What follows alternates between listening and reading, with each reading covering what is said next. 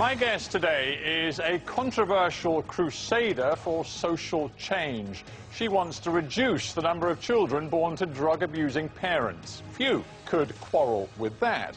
But Barbara Harris's method, offering cash to addicts prepared to accept sterilization or long-term contraception, has raised a storm of criticism, first in the US and now in the UK. Is Barbara Harris's Project Prevention little more than eugenics, dressed up in a cloak of compassion?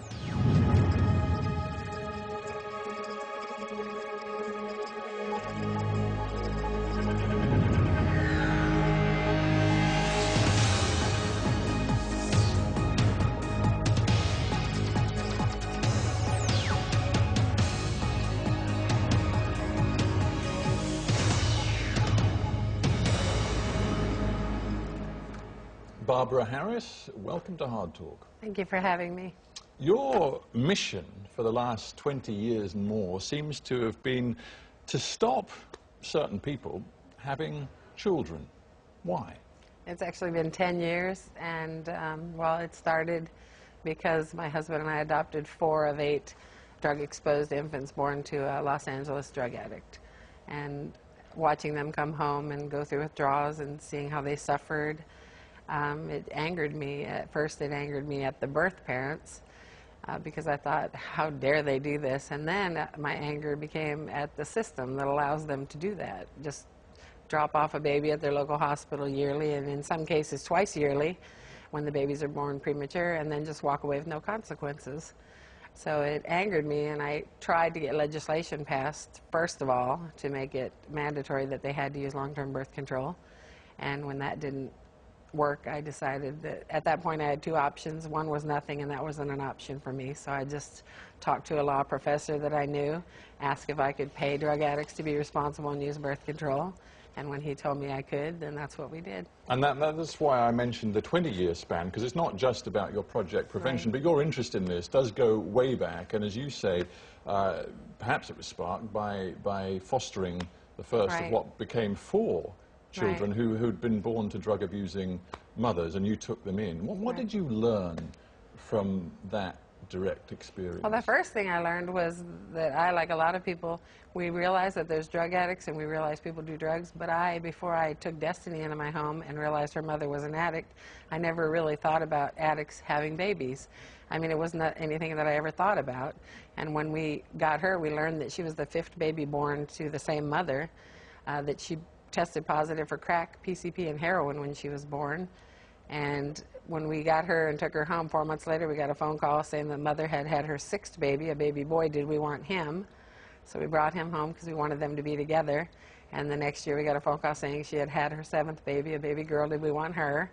And the following year we got a phone call saying number 8 was born. So, I mean, it made me aware of a problem that I was never really aware of. Sure, but the first thing that strikes me about that story is that you took these kids in, and I'm assuming, and correct me if I'm wrong, that you nurtured them and you loved them, and these became precious, loved members of your family, and yet your whole philosophy is to stop children like this ever being born, and yet you know the worth and the value of these children. But unfortunately, every child doesn't have the same opportunity that ours had. And people have asked me that before. Well, you know, if this program had existed, you wouldn't have your children. Well, obviously, if my starting the organization had sent me back in a time warp and my children would have disappeared, I wouldn't have done it. But my children are 4 of the more fortunate children. They were born into a loving family that believed in them, raised them, loved them.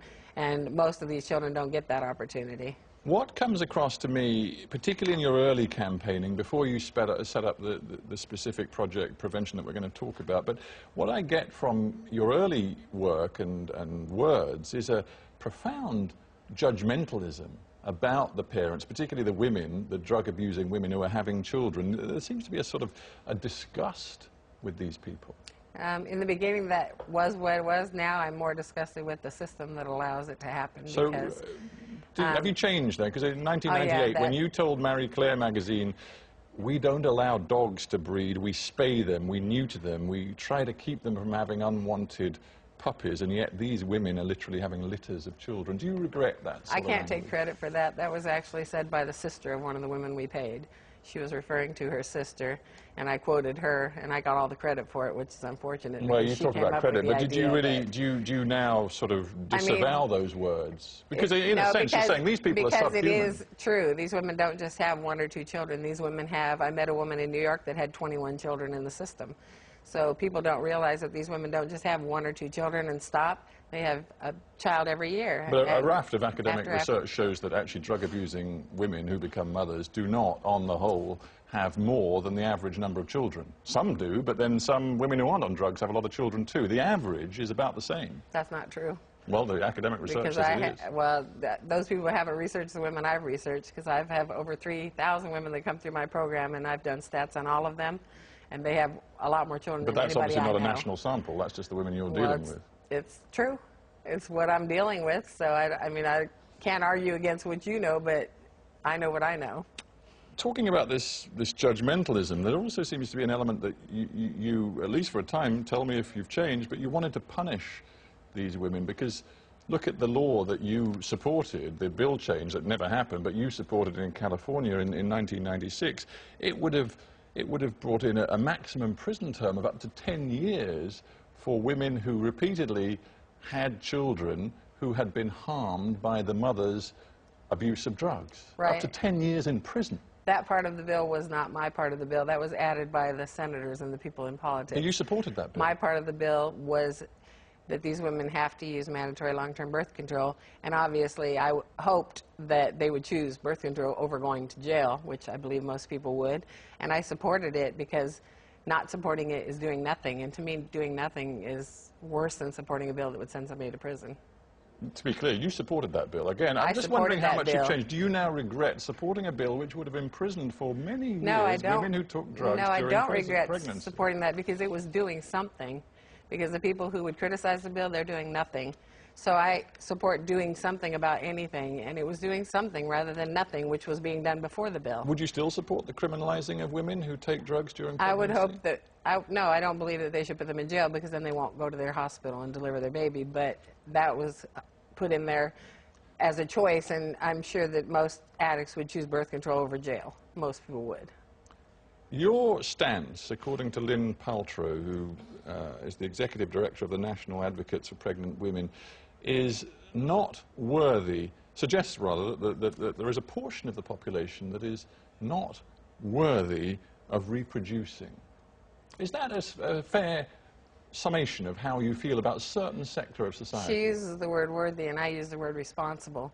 There's a certain portion of society that are not responsible enough to reproduce, which is why they should be on birth control until they are. Not enough. So you define, or somebody has to define, that these people are not responsible enough, and they therefore have no right to reproduce. Not while they're using drugs and alcohol. What about the right? Who is to decide? Who is to decide Somebody who is that cares worthy about of reproducing and who is Somebody not? that cares about children. What about the children? What about their rights? What about the right of the child? He has no rights. No, but I'm just thinking this through in philosophical and legal terms. In the end, should it be the government or should it be individuals such as yourself who decide? I think it should be somebody because obviously they're not able to make that decision for themselves. But this is such a huge burden of responsibility to decide that a fellow human being has no right to reproduce, the most basic right of all. But you're not mentioning, you're not figuring the child as a human being. You're talking about the woman and her right to procreate. The child is a notional child. The child doesn't exist. I mean, this is about a woman's right to reproduce. But many of them do exist. Okay, so Lynn Paltrow believes that a woman has a right to procreate and have as many children as she wants. So the woman I met in New York that had 21 children, she had a right to destroy the lives of 21 children, according to Lynn Paltrow. I believe that along with rights come responsibilities, and if you can't act responsibly, then you lose that right until you can. Let's look at the practicalities of it. You offer cash, a cash incentive. It began, I think, at $200, but now in the US it's $300 for any, and it's mostly women, any woman in particular who is prepared to either undertake sterilization or long-term contraception. That's a bribe, basically. You can call it what you want. You'd accept that word? I'll accept it. And is it ethical to offer people, let's remember, who are some of the poorest and most vulnerable members of society, because by your definition they are abusing drugs, is it ethical to dangle hundreds of dollars in front of their noses saying, if you do what we want you to do, you can have this cash straight away? There's nothing moral or ethical about giving birth to 21 drug-addicted babies. I mean, it just Well, depends on... you keep going back to that figure, but obviously that is highly unusual. The fact is, most of the women... Let's say two. Is there anything moral or ethical about giving birth to two drug-addicted babies who end up in foster care, grow up and moving from home to home, never feel loved, at age 18 become homeless? What is the moral or ethical part of that? Before we go in, are you suggesting that any woman who has abused drugs is incapable, by definition, of being a decent mother? While using? She can't be the No, complete mother. Obviously, while using. She could be weaned off drugs. I mean, she could be offered help and support to come off drugs. But the fact is, if she has used drugs during pregnancy, your view is that she should not have children. No, they're offered, when they give birth to a baby, they're offered by the social services to enter a drug treatment program, go through the steps necessary to get their child back. And that's wonderful. I'm all for that. But 75% of the women don't do that. They go back out, they use again, they get pregnant again. So I'm all for recovery. If every drug-addicted woman went into treatment, got clean, got out, and never used again, then that would be wonderful. But that's not the reality. That's not realistic. That's not what happens. Where's the compassion in your approach? You told the Independent newspaper a little while ago, you said, some people might spend the money that we give them on drugs, and as far as I'm concerned, they're welcome to. That's their choice. That's a choice they made. They made a choice to decide to become a drug addict, to choose drugs, to use drugs, but the baby doesn't have a choice. The baby didn't choose that. You don't, in essence, care about the woman who is on drugs at all. She's going to use drugs with or without our $300. She may not rob somebody that day. She may not steal from somebody. She may not prostitute. She's going to get money to use drugs with or without our money. Our money doesn't turn her into a drug addict. It may enable her to buy some drugs, but like I said, that is her choice. She's grown, and it's her choice. The child has no choice. So frankly, as far as you're concerned, you might as well just hand a couple of rocks of crack cocaine and say, you can have this if you'll go and get sterilized. Well, I don't buy drugs, so that's no, not but the point is, you expect, from the words you've given, you expect that money to be spent on drugs. It's not always spent on drugs, but if that's their choice. It's their choice. They're grown. The most vulnerable, the weakest members of society. There's somebody weaker than them. That's the children that they give birth to.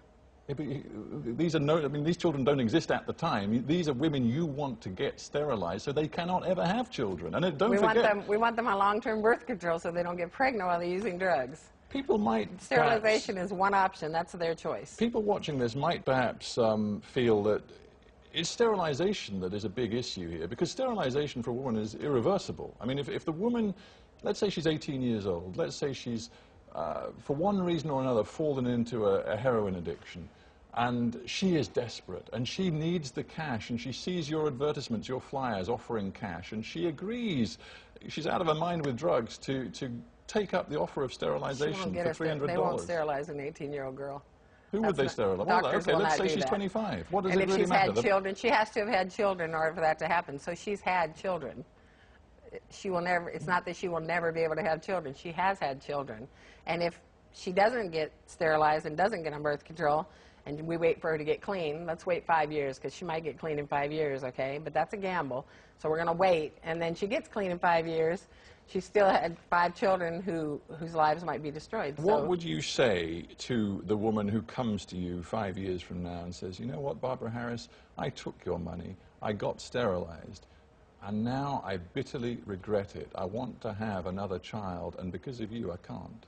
Fortunately, we have a donor who is willing to reverse the procedure of sterilization if anybody ever comes forward and says that. But that's yet to happen. That's yet to happen. But you know that for the vast majority of women, sterilization is irreversible. No, it is reversible, well, I checked, and they say, the doctors say 99% irreversible. But we've had 10 years, and that's yet to happen, so I don't think it's going to happen. So that's a risk you're prepared to take. If it did happen, that's a regret she has, something that happened not unlike her getting AIDS during her addiction. She's going to have regrets because of the decisions she made while she was an addict, right? So getting birth control, getting sterilized would be one of them. But a bigger regret to me would be the fact that she didn't get sterilized. She had 5 more children and destroyed their lives. So I guess it just depends on where your heart is. My heart is for the children, and some people, their heart is about the women. Interesting. There are a lot of ethicists and doctors who are deeply opposed to what you do, and one of the points they make is that it is the cash element that is really toxic in what you're doing. To quote one, Judith Scully,